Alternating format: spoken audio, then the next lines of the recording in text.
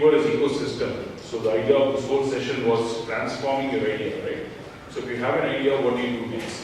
Where do you go? What do you do? How do you take this forward? So that's the whole idea of this session, right?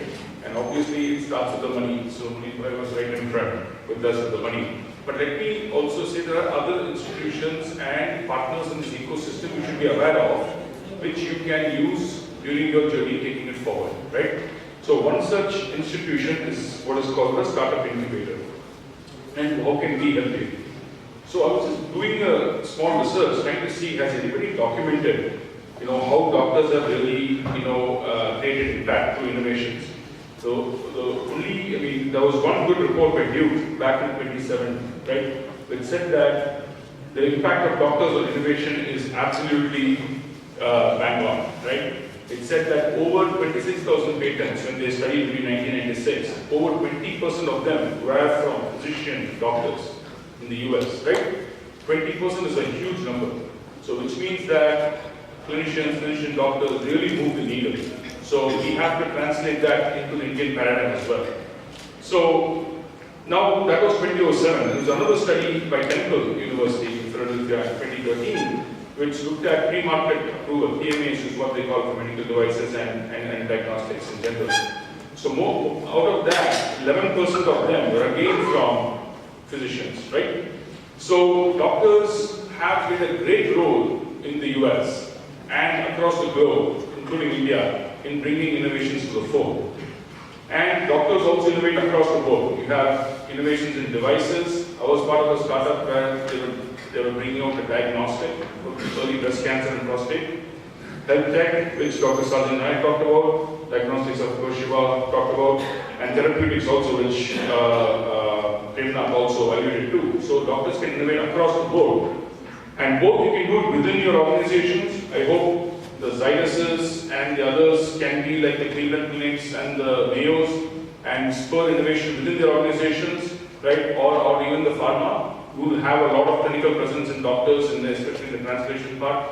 It can happen there as well as in your own practices, in your own clinics as well, right? But even with all this data, when you look at it, in the US, which is a fairly advanced market, less than 1% of all physicians become entrepreneurs. Less than 1% in the US, right? So there's something missing somewhere. And what is it? Because doctors and entrepreneurs have pretty much similar skill sets, right? Clinical judgment, dealing with uncertainty, decisive decision making, strong people skills, they're all action oriented, they question, observe, strong work ethic, 360 view, fast at pivoting, right? Go from one solution to another, this antibiotic doesn't work, shift them to another one, whatever. Driven, motivated. But there's something else missing, looks like, from the ecosystem, which makes the doctor not be able to take the idea all the way through, right? And so if there is a gap there, then can we plug it, is the question. And one such gap can be plugged through platforms such as us.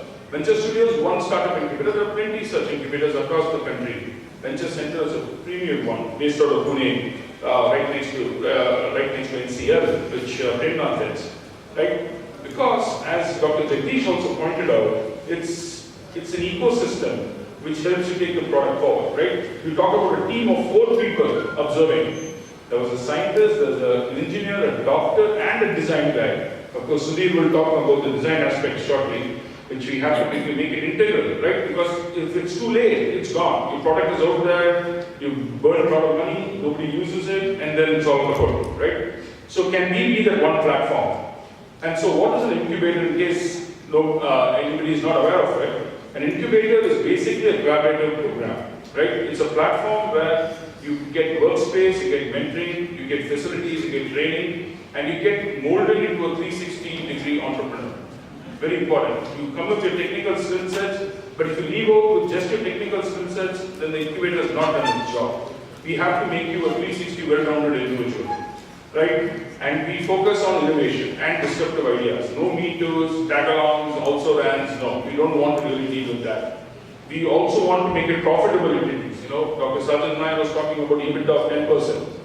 No investor is going to come on board with an EBITDA of 10%. Just forget it. I mean, EBITDA, then I don't know what the net income is. Must be 1%, 2% margins, whatever, right? So we'll have to have a profitable enterprise with a strong business model, and we have to build a collaborative program and enriching environment. All this an incubator does for you. So we provide a basket of services for you and handhold you through this very difficult early part, which is the critical juncture or the critical part of your journey. Right? If you break down the innovation journey, it goes something like this. Right? I don't know where the pointer is. Okay, I'll just walk through it. So if you break down the journey of a startup, right, there's the initial part which is called the formation part. Right, that's why you have your ideas in the mind. Dr. Jagdish was saying you observe something, you see fog in the mirror, you think something is coming in. Do I really go, do it, not do it? Suddenly somebody gives you 2 months sabbatical, and then suddenly you commit to it, right? Saying, hey, I'm going to go for it, I'm going to give it a shot, and let's see what happens. So that's when, after ideating and some kind of concepting, you commit to it. And then after that, you're in a journey where you're trying to form what is called the MVP, or the minimum viable product, right? And after that comes, you have to validate that in the market, get some initial traction, get some feedback, pivot quickly, right? Change it, or go forward. And all this, and putting a game plan in place, right? For your scale up, for your takeoff, is what an incubator does. An incubator goes across the entire swath here, and you are a cherry ready to be picked by the investors. Literally, they come in and they pick the cherry because all the risk is absorbed here by the incubator, and that's what we do. And in this process could be 2 years, 3 years, 5 years. It could vary. You could have different aspects worked on, but this whole journey can get pretty lonely, can get pretty frustrating, can involve a lot of resource requirements, and can need other skills and feats we don't have. So what an incubator tries to do is put all that in place for you, or help you put all that in place, so that you take your idea along, or your thought process along. Right? So what we do typically is we spend at least 3 to 6 months trying to flush out your product market fit. And this is the design stage, right? So as Dr. Chaturvedi was saying, you go observe, right? People come in with excellent product ideas, and they don't realize that there's no market for it, or there's no buyer for it, or there's no payer for it, and they go into the market and they realize, hey, nobody's buying it, and it goes kaput, right? So we work a lot out here in the initial phase. You know, the PhD advisor used to always say, measure twice, cut once, right? It's better to spend more time on design and getting that flushed out rather than going to market in a hurry and then coming back thinking, hey, it's not working. So what an incubator does here is work, extensively on this. Your unmet need, right? Not just the woman walking on the street, the true clinical need in this case.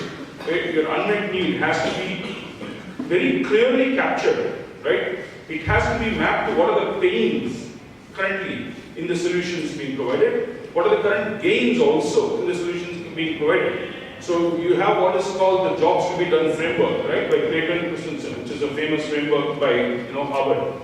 Right? So that gives a framework, then you build a value proposition around it, you build a design, and you see, can the pain be mitigated, can the gain be accentuated? And you put your whole product design in place, right? In this process, you have to get the input of the design guys, because you have to make sure it's a viable, potential thing which can be created, not something like you need to drop off on Mars. And also whether it really addresses the market, right? So this is a lot of, people really don't like this actually. When they come in and we ask them to work on product market fit, they get really irritated. They think, hey, I have it all. Why are you telling me all this, right? I just came here for some money. Give me the money, I'll develop my product, and I think I'm going to be successful. 9 out of 10, fail.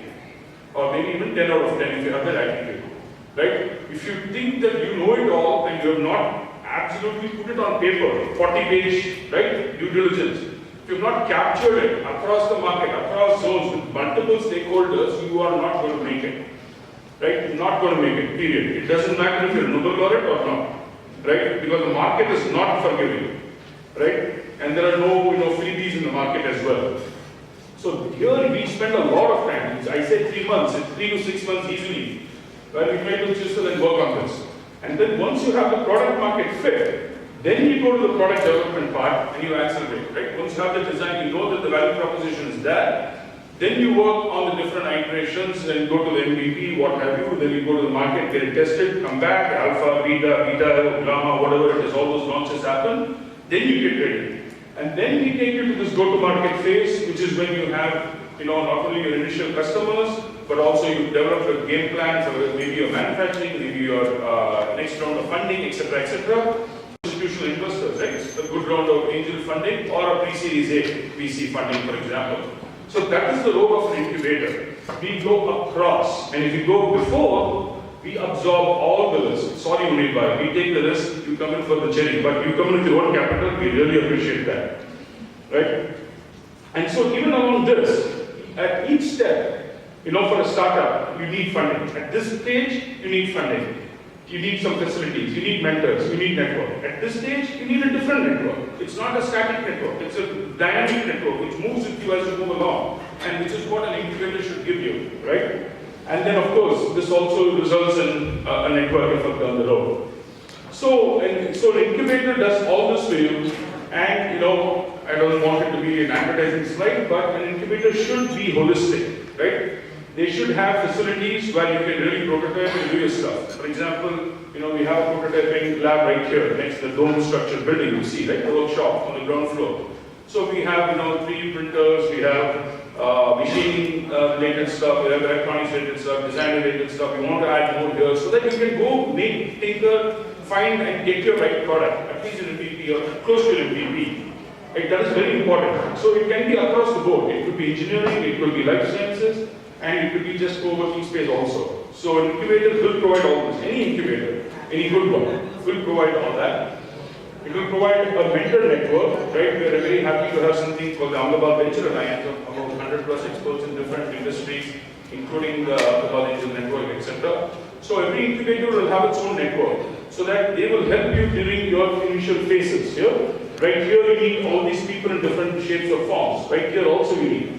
So you need a network, which also an incubator provides, and incubator also helps to maximize the ROI from money for you, right?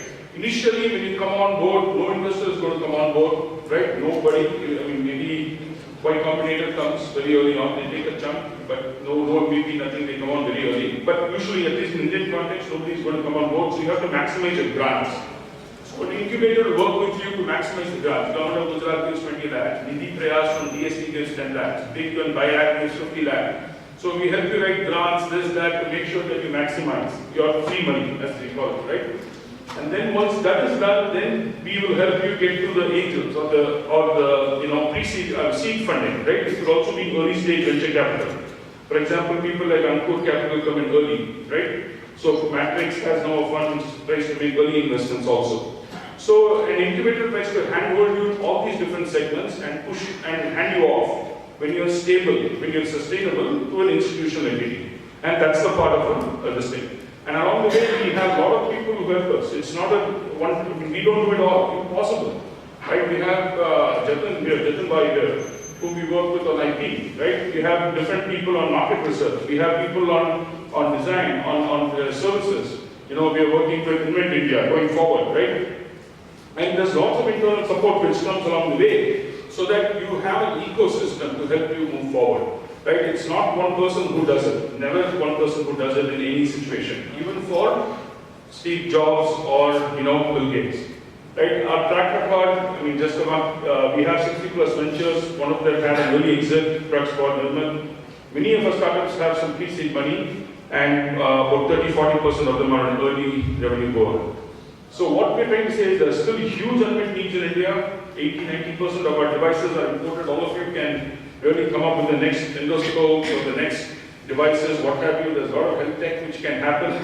There's only 2% of doctors in rural India, so the telecare is going to be really critical going forward. So there's lots of innovations we can help you partner with. So I'd like to just stop with it here. Basically, you can do it.